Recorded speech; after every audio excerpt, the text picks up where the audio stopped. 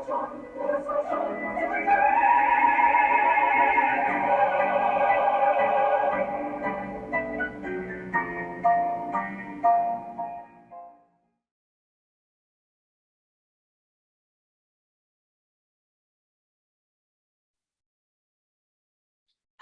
and welcome to our second week of the 2022 USAID Higher Education Global Evidence Summit.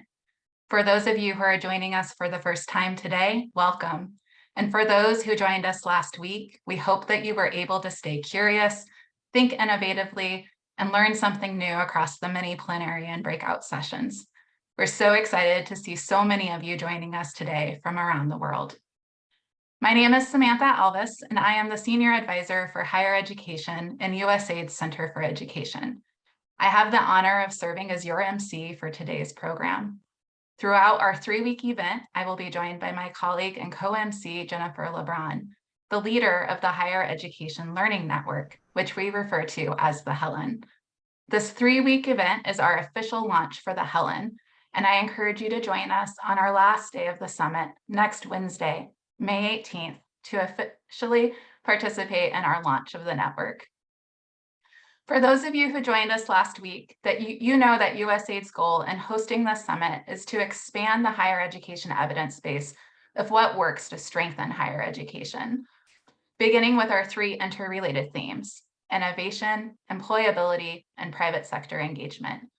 These themes, developed in consultation with our Higher Education Summit Steering Group and the Helen Community Consultations, are drawn from the USAID Higher Education Learning Agenda, a collection of learning questions designed to support the generation, capture, and dissemination of evidence to improve the quality and impact of USAID higher education programming. In addition to exploring these themes of innovation, employability, and private sector engagement, I'm also very excited that the last day of the summit will focus on a convergence of these themes, where we will introduce new conversations to explore the role of higher education in crisis and conflict-affected settings and in supporting democracy and student activism. Taken together, this inaugural summit represents an opportunity to improve practices around the world by building and sharing evidence. Today and tomorrow's program focuses on employability, and specifically question 4 of our higher ed learning agenda. How can skills or competencies, including technical and soft skills, for employability best be identified, analyzed, and incorporated into curriculum, teaching, and learning? Employability is not the same as employment. It focuses on providing higher education students with the skills needed to prepare for a wide range of future careers, which we will learn more about in the next 2 days. Before we get started, I'd like to mention a few reminders. Please take your time to review today's content by looking to the left of your screen where you will see a menu of options. Click on Agenda to view all of our programming for each week of the summit. Some of you may have already begun participating in the summit's networking sessions that were hosted earlier today. And throughout the summit, we'll continue to have a variety of networking opportunities outside of our formal sessions. Feel free to sign on a little early or stay late after a day's programming to join these thematic discussions. And it's also been so great to see so many of you setting up your own networking rooms outside of our summit programming. Through the Whova platform, not only will you be able to view all sessions, you'll have an opportunity to engage with your fellow attendees on a deeper level. You can send messages, read profiles, and even suggest a virtual meetup. Don't forget to add sessions to your personal agenda so you don't miss any sessions that are of interest to you. And you can also check out the resources section where you can search and view relevant documents and videos. As global citizens, it's important for us to keep in mind that we don't all necessarily share equal access to the same resources, including internet connectivity. As we feature speakers from across the globe during this live program, we ask that you be patient should anyone experience any technical difficulties around connection speeds. We also encourage you to actively use the chat box to comment and share throughout the program. Lastly, captioning is available, and you can access the captions by clicking on the CC button at the bottom of the screen. Additionally, all plenary and concurrent sessions are being recorded and will be posted on the Summit website following the event. All right, now that we have all of these reminders shared, I'm so thrilled to begin our program by introducing our speakers for today's virtual fireside chat.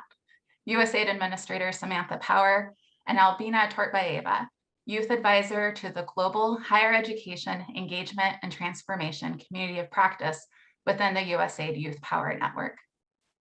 Prior to joining the Biden-Harris administration, Administrator Power was the Anna Lind Professor of Practice of Global Leadership and Public Policy at Harvard Kennedy School and the William D. Zabel Professor of Practice and Human Rights at the Harvard Law School.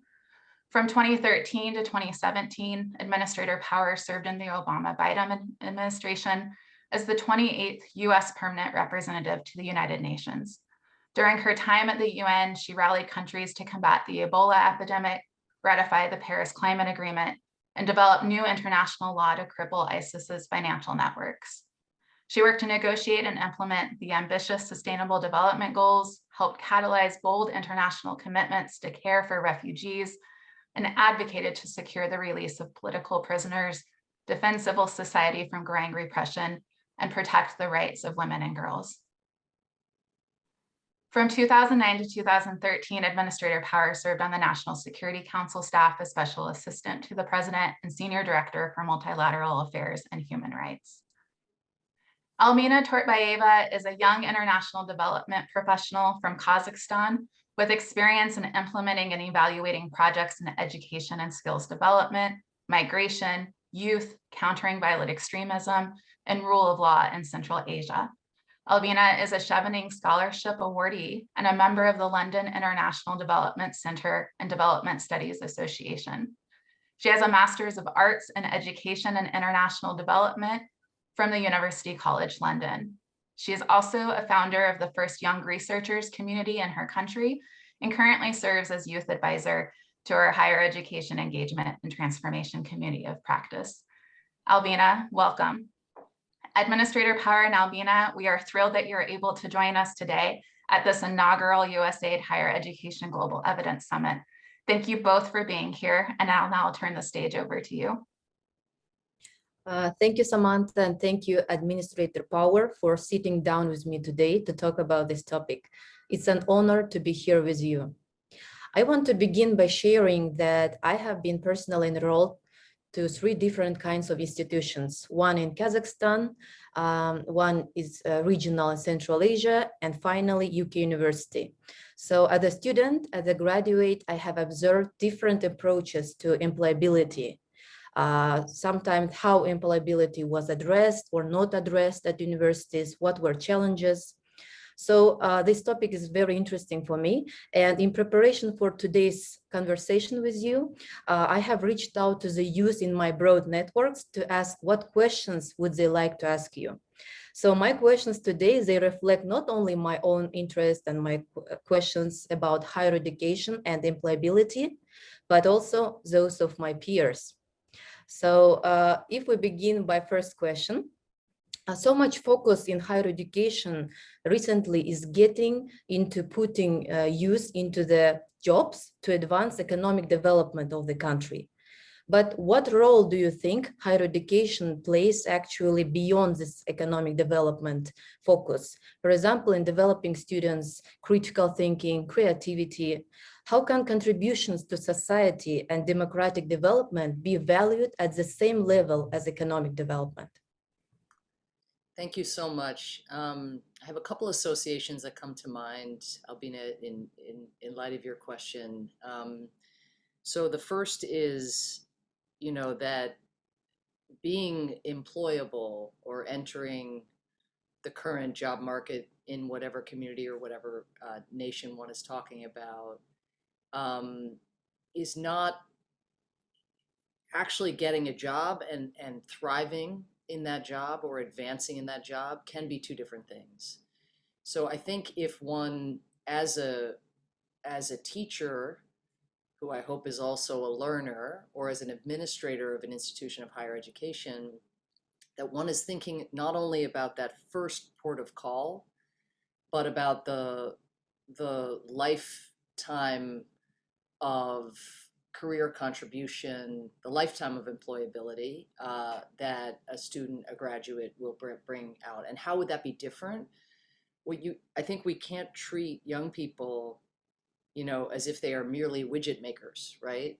That the people who thrive in the workplace, and you see it, when you read the everything from the biographies to the self-help books of, Fortune 500 company leaders, but it is never a straight line. It is always a staggered line. There's always a fall before a rise. There's always a challenging of assumptions that one might have brought into one's first job opportunity, and then later one looks back and think, how did I think that way at that time? So the maturation that occurs over one's life, whether in the workplace or outside of it, the people who are able to challenge those assumptions, to analyze data, but to think critically, those are the people I can say, as somebody who now has the privilege of employing, 10,000 people, or working at an agency that employs 10,000 people, that ends up being a very adaptive skill set. Whereas if it's just literally like, what are the qualifications? What is the test score or the grade point average or whatever the analog is, that gets you that first job, that's not really telling you much about year 3, year 5, and going forward. So I think, again, teaching critical thinking alongside some of those core skills, really, really important. I should say, by the way, that one of my favorite mottos as a teacher is, and I think it applies also in being administrator of USAID, but is try to meet people where they are. So part of what I think institutions of higher learning don't do often enough is really understand what students are looking for and where they're coming from. In other words, like, often one's own, as an administrator, let's say, or as a professor, one's own expectations of what a classroom needs or what young people need were forged maybe 10 years before, or 15 years before. Meanwhile, the job market has changed. Meanwhile, the skill set that one needs has become much more digitized, than it was before. So meeting people where they are, I think that's critical if you're thinking from the standpoint of having responsibility for a cohort of learners. What do they need given what's actually going on in the world? The last point I'd make, just my second big association, is just to acknowledge that, right now there is a debate going on globally between two models of economic development. Mm-hmm. And without, getting into anything political, just to say, I think that the fact that democracy is in decline around the world, the fact that human rights are in decline around the world, 16 straight years of, human rights receding in many, many parts of the world, including in established democracies like mine, that's, even though what students may be thinking about, they may be thinking, I'm a computer scientist, I'm going to go work for this company, or I'm an agricultural worker, or getting my PhD in animal sciences. That's fair enough. But in the end, whether or not a young person goes into a community or into a country where leaders are held accountable for whether they mismanage the economy, whether they mismanage institutions of higher education, whether they are accountable to the people, that is going to have bearing on one's life trajectory as well. And so this is where, it's difficult, because some students come to institutions of higher education and they're really interested in learning their STEM skills, or they're really interested in doing pre-med, or in doing, in becoming a medical doctor or an engineer.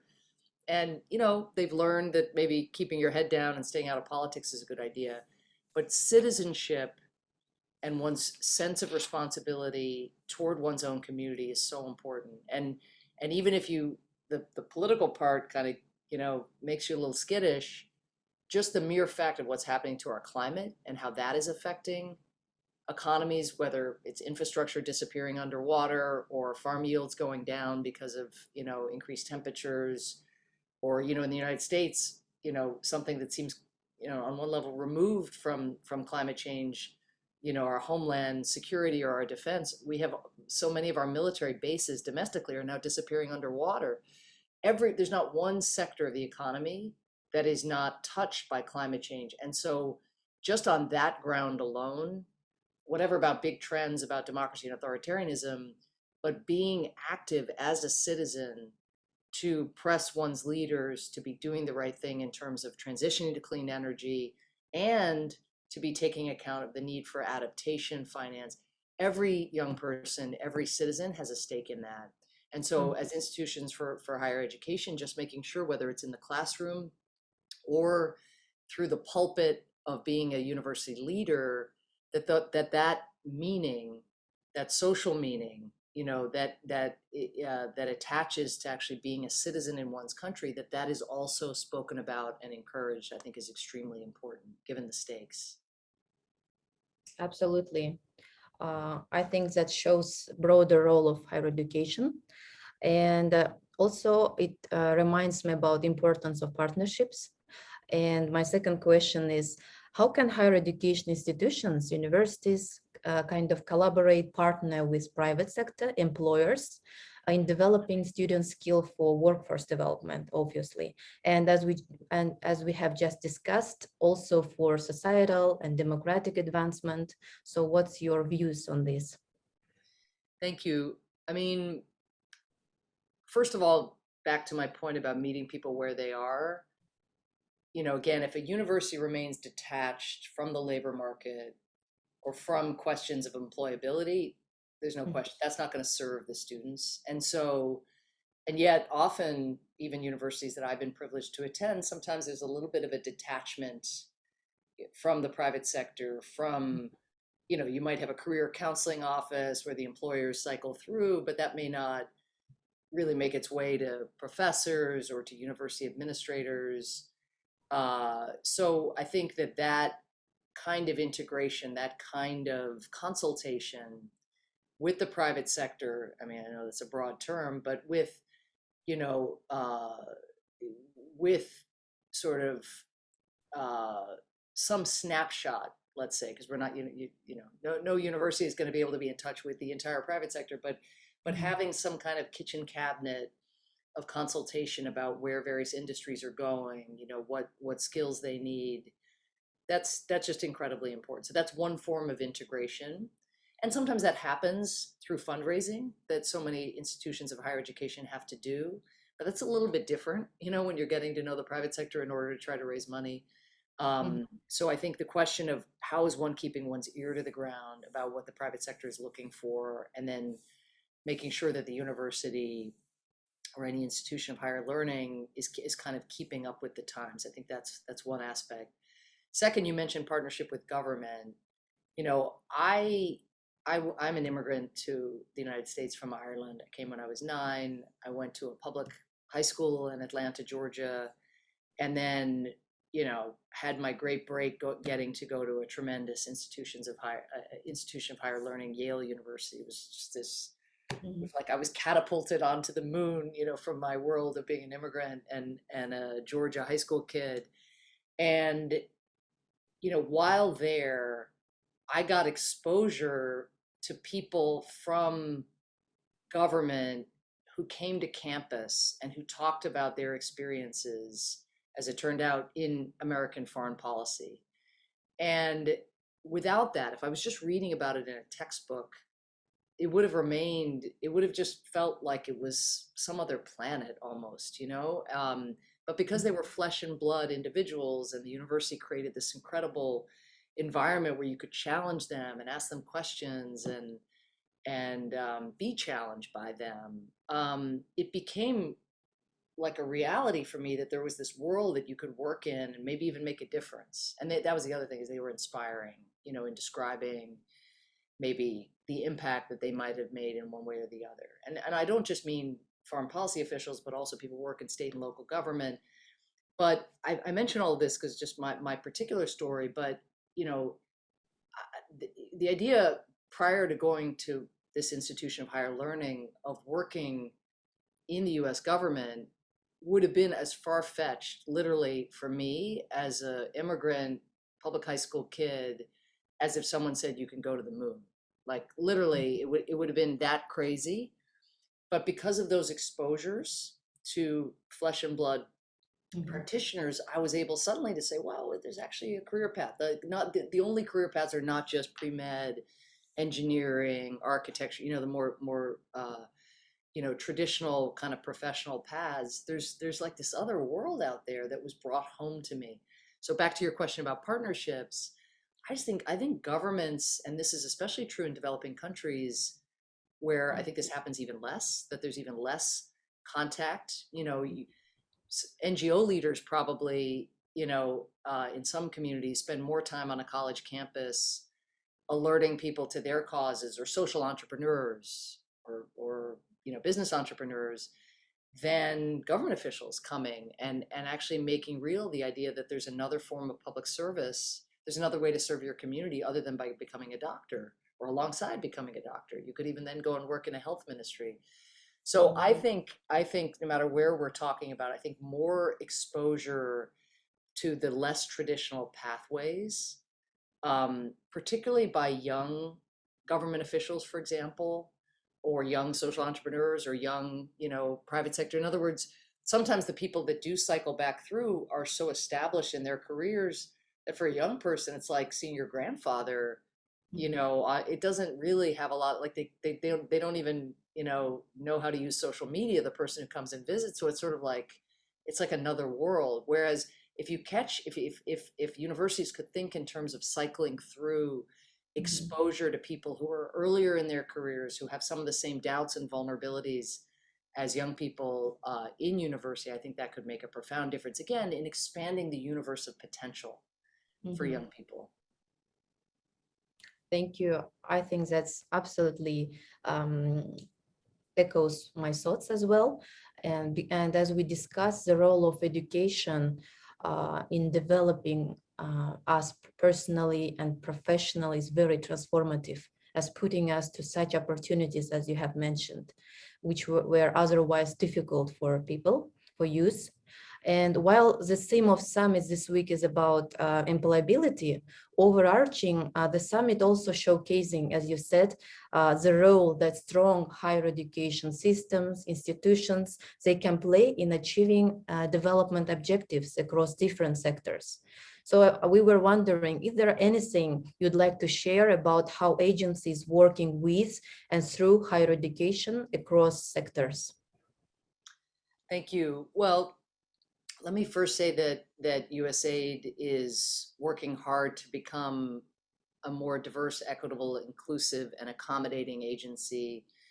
And by that I mean, we are working hard to expand the universe of higher education partners that we work with, because just as we as an agency have traditionally recruited from kind of the Georgetown, Yale, a kind of Johns Hopkins, a familiar group of universities, and people at those universities might have the kind of exposure that I just described.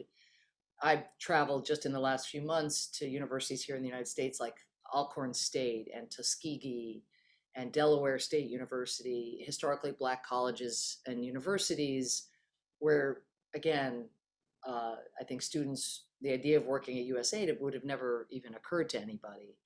So part of the partnership means not just universities doing that outreach, but those of us who are trying to build more inclusive workforces, working harder to get our message out and to alert people to the fact that you can come and work at this agency and try to change the world, change your communities, but bring also the lessons that one might have learned in one's own community, potentially to work overseas. So, and we've done that with Hispanic serving institutions as well, and are doing, seeking to reach out to people, who have backgrounds in the Asia Pacific, or Asian Pacific descent, Arab Americans and others. So that's about a different kind of set of partnerships, and that's more domestic. Internationally, I think it's fair to say that similarly, we can do more to have research partnerships with a far broader array of universities, so that we're not just developing research partnerships and programming partnerships with universities here in North America, but that we're actually doing so with the countries in which we are working, whether that's in Kenya or in South Africa or in Thailand, really seeking to draw on the expertise of scholars and practitioners who are housed outside our again, traditional places of partnership. And so we're seeing that a lot already in the food security area, where some of the greatest innovation is actually occurring, for example, at universities in sub-Saharan Africa. But I think thinking that through, globally about, how does, again, that diversity, equity, and inclusion agenda and the recognition that we are stronger when we draw from a more diverse pool of talent, how does that apply to the grants that we give to researchers, and are we casting the net broadly enough to feel like we are securing the perspectives and the scholarship and the empirical work from, again, the broad community of people who can contribute. So I think that's another way. And then maybe just the last thing I'd say is that we, as an agency, traditionally have not worked as often with local partners. And again, I just refer to that in the context of local universities. But in general, a lot of our partnerships have been with large, let's say, US-based contracting partners, people to whom we give grants. It's pretty challenging to work with USAID. There's a lot of paperwork and there's a lot of regulatory requirements. So we're trying to cut down on so-called sludge and make it easier to interact with USAID, easier to partner with USAID, easier to get recruited and hired by USAID. And I will say, for those of you who are listening and tuning in from around the world who aren't US nationals or US citizens, of our 10,000 staff, nearly 5,000 are so-called foreign service nationals of the countries in which we work. So, working in Kazakhstan, that means, Kazakh nationals. Working in the Dominican Republic, that means Dominicans. 70% of USAID's overseas staff are locals of the countries in which we work. 70% of all the USAID employees are local. And so we want to make sure that, just as we're recruiting more broadly here from this broader array of institutions, that so too in the countries in which we work, we are reaching communities that have been underrepresented in our workforce. And that means getting out and about to institutions of higher learning as well, so that, again, we put on the radar of talented young people and on the radar of university administrators that this is also a means of being employable, that there's a way to serve your community, to make a difference, to bring, whether it's your communication skills or your ability to teach digital literacy, that's something you can bring to a classroom in Nigeria, or you could bring it to USAID and help us deliver our digital literacy programming that potentially reaches many classrooms. So we again, that extends across agricultural, STEM, public health, democracy and governance. I mean, there's so many arenas in which, we want to ensure that universities are preparing people to go forth and make a difference along, in that broad range of development sectors. Thank you so much for bringing up that USAID regards higher education as key for local development, promoting it. And also, there is one more question from the young people, and I think it echoes with USAID principles, as you have mentioned: inclusion, equity, diversity, evidence-based programming, research, all together. So the question is, how might, in your opinion, higher education institutions better facilitate employability for students with disabilities? What's your ideas on this? Well, first of all, institutions of higher learning, and I mentioned accommodation, but didn't talk about our need to recruit actively in people with disabilities or in communities, you know, like universities that may tailor specifically, for example, to people who have hearing issues or might be deaf. We have a university nearby here where we need to do more sustained recruitment. But the first thing universities have to do all around the world is model accommodation for these individuals, model for people who don't have disabilities how essential it is to be inclusive and to provide those accommodations, whether that's extra testing time or wheelchair ramps or celebration of difference and different modes of learning and paces of learning. You know, I have two kids, and my kids are growing up in classrooms that are so much more sensitive, for example, you know, just to emphasizing that everybody has their own way of learning and you know, just so much more sensitive to the need to model, you know, the ultimate golden rule, right, which is do unto others as you would have done unto you, and that is not always what universities are doing. I mean, sometimes the regulatory requirements in the countries in which we work are not very demanding. They don't require, for example, you know, that bathrooms are built to accommodate, you know, people in wheelchairs. They don't require ramps. So that's something that, you know, USAID and the US government and other champions of disability rights, you know, always need to be engaging governments on the regulatory side and try to ensure that countries around the world bring their laws and regulations in alignment with the UN Convention on Disabilities. So that, I think that's just something we can do as USAID. I think those universities, again, can model it. I think that when it comes to our recruitment, not just here in the US, but again, in the communities in which we work, it sends a powerful signal if the US Embassy, if the USAID mission itself is going out of its way to recruit and bring on board, you know, people with disabilities. That again is shattering some of the, you know, social norms, depending again on where countries stand, you know, in this inclusion and equity agenda. So those are a few ideas, and we have a lot of leverage because we provide funding, and so making sure that those that we are funding are themselves champions of persons with disabilities and the need, again, to make sure that they are not left behind in any learning agenda. Yeah, thank you so much. And in my personal experience, USAID is doing a lot of exciting programs in higher education. And what you personally feel excited about USAID projects, maybe programs, especially with regards of education for localized development?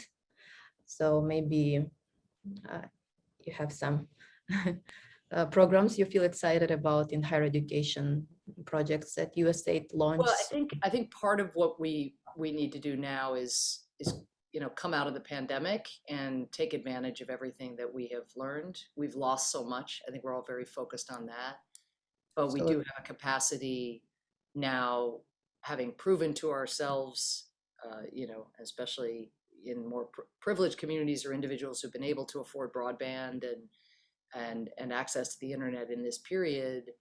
But that gives us potentially, if we can get digital tools and into the hands of people who may live remotely or who may not have the financial means to be able to attend university or get access to higher education in person, this should open up a whole new vista for us. So, you know, combining the agenda of overcoming the digital divide with other donors, with the accessible learning agenda, with the recognition that girls and young women have been disproportionately affected by the pandemic and are at the greatest risk of not going back to school. I think that's where there is some really cutting edge work to be done. Absolutely. I agree that at the moment we need to build back better after the pandemic. There's a lot of work, exciting work we all can do in development. And I believe that's all the time we have for questions, unfortunately, and we will need to end this conversation. But Thank you so much, Administrator Power, for this inspiring chat with you today, for answering all my questions, for your thoughtful answers. And thank you also, organizers, for letting me be part of this amazing session. And that's it. Thank you. Thank you so much, Albina. I really appreciate it. And good luck to you out there. Thank you. Thank you so much, Albina, for bringing these important questions to our summit audience today. And thank you to Administrator Power for sharing your experiences and insight. As our Senior Advisor for Higher Education at the agency, I'm so inspired and excited about what higher education can accomplish across all of the sectors that we work in. And I'm really excited about how this conversation can help to shed white light as we enter a new era in our higher education programming at USAID, an era that is focused on an evidence-based approach, an era that engages our local higher education partners to take the lead in advancing development. So thank you again for spending time with us. I wanted to note that Albina will return at the end of the day to offer our youth response in our daily synthesis. So you'll have a chance to hear more about her journey. I look forward to seeing you then, Albina.